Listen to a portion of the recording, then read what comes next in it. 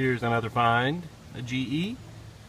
I reckon 50s, don't know. I haven't looked any of this stuff up yet because I'm waiting for an expert like one of you, I'm sure is, to tell me about it if you have time. Got everything here. Here's the insides. Speaker, was it a shallow pole motor that runs the timer? Looks like regular speaker. And there's the insides. Looks pretty simple. Oh, nice wax job there.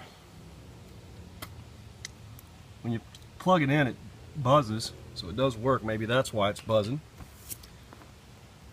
Fairly simple. 5 little tubes.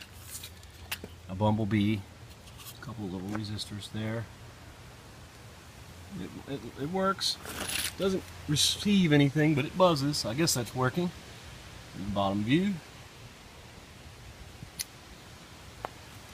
I had to cut a couple wires to get it out.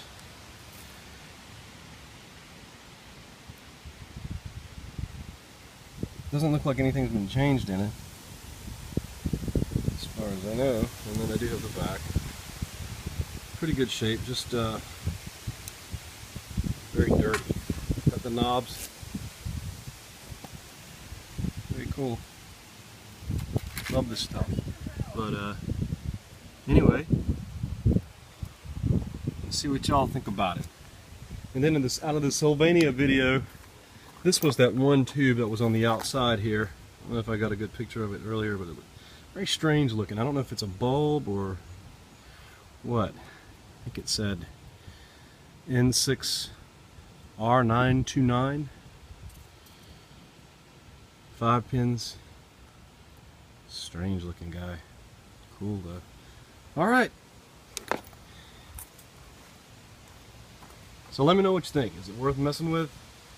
I know that the motor runs, the clock does turn. Everything seems to work on it, but no sound. Can't be too much wrong with it.